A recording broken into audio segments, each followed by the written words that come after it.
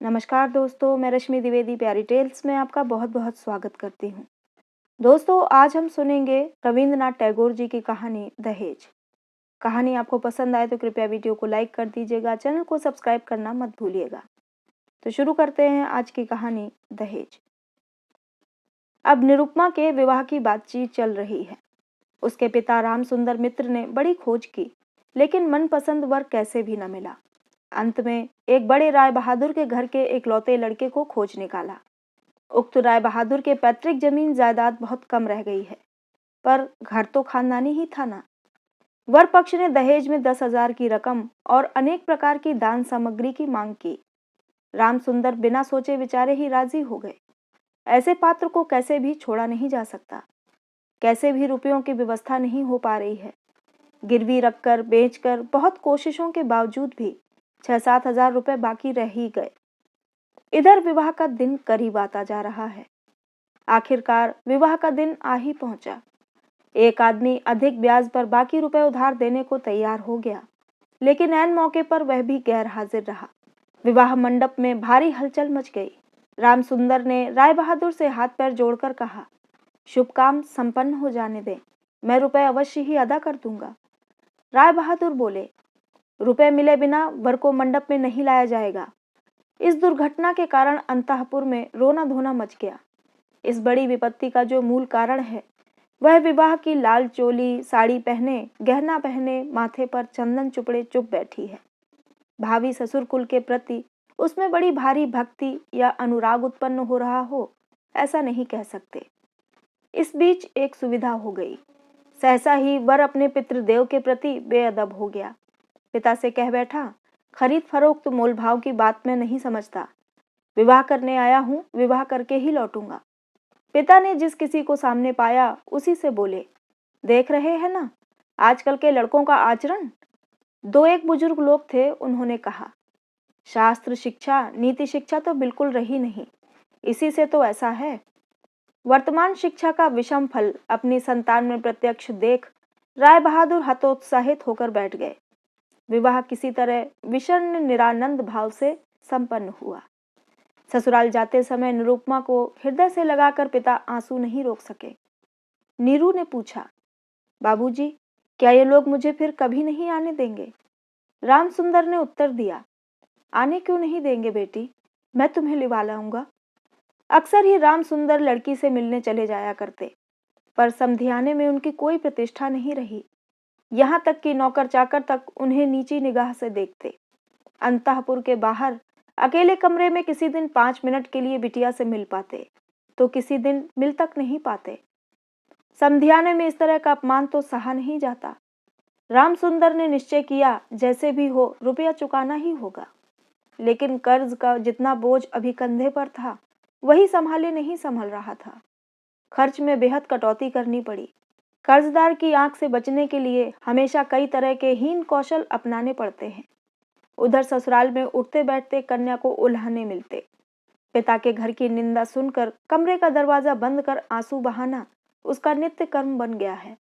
विशेष रूप से सास का आक्रोश किसी भी तरह कम नहीं होता। यदि कोई कहता, वाह कैसा रूप है, बहू का मुख देखकर आंखें जैसे शीतल हो जाती हैं। सास गरज उठती, हाँ बड़ी रूपवती है, जैसे घर की बेटी वैसा ही रूप रंग। यहाँ तक कि बहू के खाने पहनने तक की कोई परवाह नहीं करता। यदि कोई दयालु पड़ोसी किसी प्रकार की कोई कमी बताता, तो सास उत्तर बहुत, यानी कि बाप ने पूरे दाम दिए होते तो बेटी की भी पूरी साथ संभाल होती। सभी ऐसा भाव प्रदर्शित करते जैसे बहू का इस घर पर कोई अधिकार नहीं, वह धोखा देकर घुस आई है। शायद कन्या के अनादर अपमान की ये सारी बातें कानों कान अंत में राम सुंदर तक पहुंची होंगी। वे घर बार बेचने का प्रयत्न करने लगे, लेकिन लड़कों को बेघर करने जा रहे हैं, ये बात उनसे छिपाए रखी। उन्होंने निश्चय किया, घर बेचकर फिर उसी घर को किराए पर ले लेंगे। ऐसे कौशल से चलेंगे कि उनके मरते दम तक ये बात लड़के जान तक नहीं पाएंगे। लेकिन लड़के जान गए। सब आकर रोने चिल्लाने लगे, खासकर बड़े तीनों शादीशुदा लड़के, जिनमें से किसी किसी की संतानें भी हैं। उनकी असहमति बड़ी महत्वपूर्ण थी। घर की बिक्री स्थगित रही। तब राम सुंदर इधर उधर से भारी ब्याज पर थोड़े थोड़े रुपए उधार लेने लगे। इसका नतीजा ये हुआ कि गृहस्थी का खर्च चलाना मुश्किल हो गया। नीरू पिता का मुख देखकर सब कुछ समझ गई। वृद्ध के पके केश, सूखा चेहरा और सदा संकुचित भाव में दैन्य और दुश्चिंता प्रकट हो आई। कन्या के आगे जब पिता अपराधी है, तब वह अपराध अनुताप क्या छिप सकता है? जब समधियाने की अनुमति से क्षण भर के लिए कन्या से साक्षात्कार होता, तब पिता की छाती कैसे फट रही होती, ये उनकी हंसी देखकर ही अनुमान हो जाता है। नीरू उस व्यथित पितृ हृदय को सांत्वना देने कुछ दिन के लिए मायके जाने को अत्यंत अधीर हो उठी। वह पिता का म्लान मुख देख अब दूर नहीं रह सकती थी। एक दिन राम सुंदर से बोली, बाबूजी, मुझे एक बार घर ले चलो। राम सुंदर ने कहा, अच्छा। किंतु उनका कोई जोर नहीं। अपनी पुत्री पर पिता का जो स्वाभाविक अधिकार होता है, वह जैसे दहेज के रुपयों के बदले गिरवी रख दिया गया हो। यहाँ तक कि अत्यंत संकोच के साथ पुत्री से मुलाकात की भीख मांगनी होती, और उसमें कभी कभी निराश होने पर भी दूसरी बार कुछ कहने का मुख नहीं रहता। किंतु पुत्री के स्वयं मायके आने चाहने पर पिता उसे न लाकर कैसे रह सकता है? इसलिए समधी के पास इस आशय की अर्जी पेश करने से पहले रामसुंदर ने कितनी दीनता, कितने अपमान, कितने नुकसान सहकर जो 3,000 रुपए संग्रह किए, उस इतिहास का गोपनीय रहना ही भला है। वे कुछ नोटों को रुमाल में लपेट चादर में बांधकर समधी के निकट जा बैठे। पहले हंसते हुए मोहल्ले की चर्चा छेड़ी। हरे कृष्ण के घर में बड़ी भारी चोरी हो गई, इसका आद्योपांत विवरण कह सुनाया। नवीन माधव और राधा माधव दोनों भाइयों की तुलना करते हुए राधा माधव की विद्या, बुद्धि, स्वभाव की प्रशंसा और नवीन माधव की निंदा की। शहर में एक नए रोग का आगमन हुआ, उस विषय में अनेक अजीबोगरीब आलोचनाएं की। अंत में हुक्का जमीन पर रखते हुए बातों ही बातों में बोले, अरे हाँ समधी जी, दरअसल वे रुपए तो बाकी रह गए हैं। रोज ही सोचता हूँ, आते हुए कुछ साथ लेता हूँ, लेकिन समय पर ध्यान ही नहीं रहता। अरे भाई, बूढ़ा जो हो गया हूँ।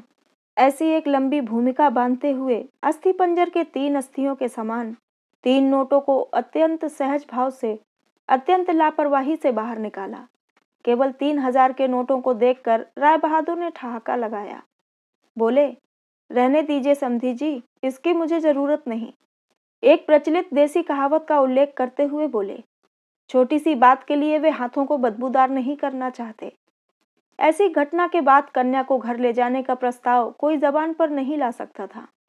केवल राम सुंदर ही थे जिन्हें सोचा, ये सब रिश्तेदारी का संकोच अब मुझे शोभा नहीं देता।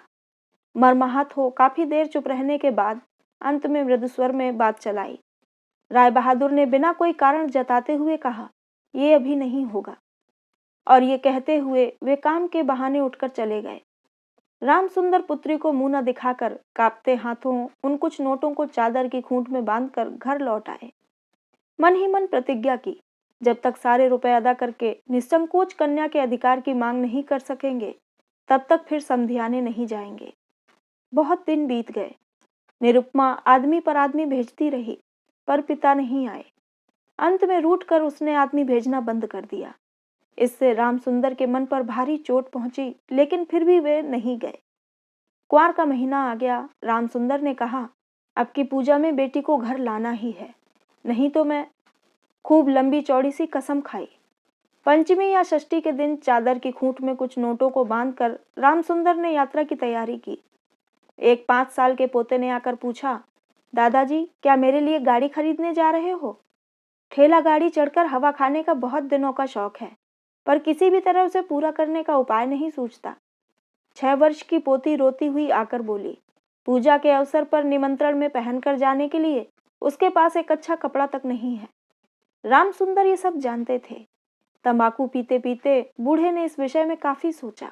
जब राय बहादुर के घर से पूजा का निमंत्रण आएगा, तब उनकी बहुओं को अत्यंत मामूली गहनों के साथ अनुग्रह पात्र के समान वहां जाना होगा। इन सब बातों को सोचकर उन्होंने बड़ी गहरी सांस भरी, लेकिन इससे उनके भाग्य की वार्धक्य रेखा के अधिक गहरे अंकित होने के सिवा और कोई फल नहीं मिला। दैन्य पीड़ित घर की क्रंदन ध्वनि को कानों में भरकर वृद्ध ने अपने समधी के घर में प्रवेश किया। आज उनमें वह संकोच का भाव नहीं। द्वार रक्षक और मृत्यु के मुंह की ओर भी वह चकित सलज्ज दृष्टिपात दूर हो गया, मानो उन्होंने अपने ही घर में प्रवेश किया हो। सुना राय बहादुर घर में नहीं है, कुछ देर प्रतीक्षा करनी होगी। मन के उपवास को न संभाल पा राम सुंदर ने कन्या के साथ मुलाकात की। आनंद अतिरेक से दोनों नेत्रों से आंसू बह चले। पिता भी रो रहे हैं, कन्या भी रो रही है। दोनों में से कोई भी बोल नहीं पा रहा है। ऐसे ही कुछ समय बीत गया। फिर राम सुंदर ने कहा, बेटी, अब की तुझे ले जाऊंगा, अब कहीं कोई रुकावट नहीं। इसी समय राम सुंदर के बड़े लड़के हरमोहन ने अपने दोनों छोटे बच्चों के साथ सहसा कमरे में प्रवेश किया। वे पिता से बोले, बाबूजी, तो फिर आपने हम लोगों को रास्ते पर बैठा दिया। राम सुंदर ने अचानक अग्निमूर्ति हो कहा, तुम लोगों के लिए क्या मैं नरक में जाऊं? तुम लोग मुझे मेरे सत्य की रक्षा नहीं करने दोगे? राम सुंदर घर बेच बैठे हैं। लड़के कैसे भी कुछ जान न पाए, इसके लिए अनेक उपाय किए, फिर भी वे जान गए हैं। जानकर उनके प्रति अचानक रुष्ट और असंतुष्ट हो उठे। उनका पोता उनके दोनों घुटनों से यथाशक्ति लिपट मुंह उठाकर बोला, दादाजी, मुझे गाड़ी नहीं खरीदती? सिर झुकाए राम सुंदर से कोई उत्तर न पा नीरू के पास जाकर बोला, मुझे एक गाड़ी खरीद दोगी बुआ? निरुपमा सारा मामला समझ गई। बोली, बाबूजी, यदि तुमने अब एक पैसा भी मेरे ससुर को दिया तो अपनी कन्या का मुंह फिर कभी नहीं देख पाओगे। तुम्हारी देह छूकर मैं ये कसम खाती हूँ। राम सुंदर ने कहा, राम राम, ऐसी बात नहीं कहते।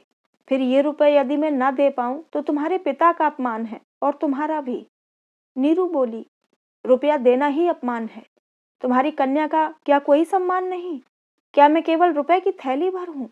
जब तक रुपए हैं तब तक मेरा दाम है। नहीं बाबूजी, ये रुपए देकर तुम मेरा अपमान मत करो। इसके अलावा मेरे पति तो ये रुपए नहीं चाहते। राम सुंदर ने कहा, बेटी, तब ये तुम्हें जाने नहीं देंगे। निरुपमा बोली, न जाने दें तो क्या कर सकते हो, बोलो। फिर तुम भी ले जाने के लिए कुछ मत कहना। राम सुंदर कांपते हाथों नोटबंदी चादर को कंधे पर डाल चोर के समान सबकी आंखें बचाकर घर लौट गए। राम सुंदर रुपए लाए थे और बेटी की मनाही के कारण वे रुपए दिए बिना ही लौटा ले गए, ये बात छिपी न रही। द्वार पर कान लगा कौतूहल स्वभाव वाली दासी ने नीरू की सास के पास ये खबर पहुंचा दी। सुनते ही उनके क्रोध की सीमा न रही। निरुपमा के लिए उसकी ससुराल अब कांटों की सेज बन गई। इधर उसके पति विवाह के थोड़े दिनों बाद ही डिप्टी मजिस्ट्रेट होकर किसी दूर शहर में चले गए थे। कहीं संग दोष से नीरू को कुछ शिक्षा न मिले, इसी बहाने अब मायके के रिश्तेदारों से मुलाकात की बिल्कुल मनाही हो गई थी। इसी समय नीरू अत्यंत कठिन रोग से पीड़ित हो गई, पर इसके लिए उसकी सास को पूरी तरह से दोषी नहीं ठहराया जा सकता। अपने शरीर के प्रति वह अत्यंत लापरवाही बरत रही थी। कार्तिक महीने की ओस में रात भर सिरहाने का द्वार खुला रखती। जाड़े के दिनों में देह पर कपड़ा नहीं रखती। खाने पीने में कोई नियम नहीं मानती। दासियां जब अक्सर भोजन लाना भूल जाती तब एक बार भी मुंह खोलकर उन्हें स्मरण नहीं दिलाती। वह पराये घर में दास दासी की तरह स्वामी स्वामिनी के अनुग्रह पर निर्भर हो रही है। ये संस्कार उसके मन में बद्धमूल हो रहा था, लेकिन इस प्रकार का भाव भी सास को सह नहीं था।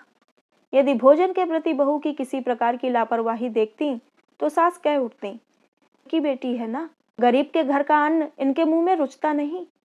फिर कभी कहती, एक बार देखो तो कैसी बुरी शक्ल बना रखी है, दिन ब दिन जैसी जली सूखी लकड़ी सी हुई जा रही है। रोग जब गंभीर होता गया तब सास बोली, ये सब इसके नखरे हैं। आखिर एक दिन नीरू ने अत्यंत विनयपूर्वक सास से कहा, माँ, मैं एक बार अपने बाबूजी और भाइयों को देखूंगी। सास बोली, ये मायके जाने का बहाना है, कहने का कोई विश्वास नहीं करेगा। जिस दिन संध्या के समय नीरू की सांस उखड़ने लगी, उसी दिन पहली बार डॉक्टर ने उसे देखा था और उस दिन ही डॉक्टर के देखने का अंत भी हो गया। घर की बड़ी बहू मरी, खूब धूमधाम से अंत्येष्टि क्रिया संपन्न हुई। जिले में प्रतिमा विसर्जन समारोह के बारे में राय चौधरियों की जैसी बड़ी लोक प्रसिद्धि है, बड़ी बहू की अंत्येष्टि संबंधी राय बहादुरों की बहुत कुछ वैसी ही ख्याति फैल गई। ऐसी चंदन काठ की चिता इस इलाके में कभी किसी ने न देखी। ऐसे समारोह का श्राद्ध अनुष्ठान भी केवल राय बहादुर के घर में ही संभव था। सुना जाता है इससे उनके ऊपर कुछ कर्ज भी हो गया। राम सुंदर को सांत्वना देते समय उनकी बेटी की कैसे महासमारोह के बीच मृत्यु हुई, सभी ने उसका बड़ा विस्तृत वर्णन किया। इधर डिप्टी मजिस्ट्रेट का पत्र पहुंचा। मैंने यहाँ सारा बंदोबस्त कर लिया है, इसलिए मेरी पत्नी को फौरन यहाँ भेज दे। राय बहादुर की श्रीमती ने लिखा, बेटा, हमने तुम्हारे लिए एक दूसरी लड़की का रिश्ता तय किया है, इसलिए छुट्टी लेकर फौरन आओ। इस बार 20,000 का दहेज और हाथों हाथ अदायगी। तो दोस्तों, ये थी रविन्द्रनाथ टैगोर की कहानी दहेज। आपको कैसी लगी हमें कमेंट में ज़रूर बताइएगा। चैनल को सब्सक्राइब नहीं किया तो कर लीजिएगा। तो मिलते हैं अगली कहानी में। कहानी को पूरा सुनने के लिए बहुत बहुत धन्यवाद।